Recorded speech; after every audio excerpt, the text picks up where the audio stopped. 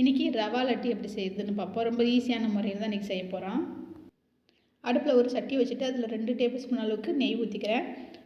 இதில் இப்போ 50 கிராம் அளவுக்கு முந்திரி, 25 கிராம் அளவுக்கு உலர்ந்த திராட்சை எடுத்துருக்கேன். இது ரெண்டுத்தையும் சேர்த்து நல்லா வறுத்துக்கணும்.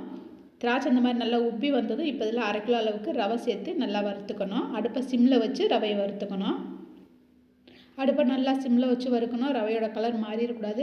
ஒரு 10 நிமிஷத்துக்கு நல்லா வறுத்ததுக்கப்புறம் பார்த்திங்கன்னா ரவை இந்த மாதிரி இருக்கும். இப்போ இதை அப்படியே ஒரு தட்டுக்கு மாற்றிடலாம்.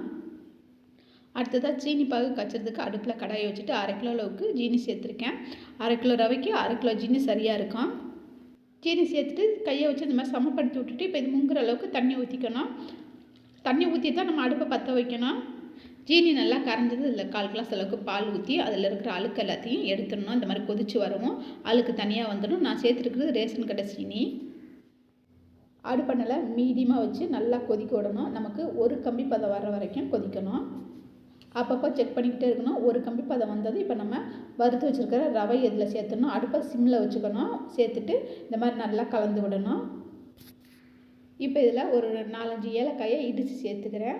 ஏலக்காய் சேர்த்து நல்லா கலந்து விட்டுட்டு இப்போ இதில் திரும்ப ஒரு 2 டேபிள் ஸ்பூன் அளவுக்கு நெய் சேர்த்துக்கலாம். நெய் சேர்த்துட்டு ஒரு 4-5 நிமிஷம் நல்லா அடுப்பை சிம்மில் வச்சு நல்லா கலந்து விடணும். கலந்து விட்டுட்டு அடுப்பை ஆஃப் பண்ணிவிட்டு இது அடுப்புலேருந்து இறக்கி கீழே வச்சிடலாம். இப்போ மேலே ஒரு டேபிள் ஸ்பூன் அளவுக்கு நெய் ஊற்றிட்டு கரண்டியை வச்சு எல்லா பக்கமும் படுற மாதிரி நல்லா தடவி விட்டுடணும்.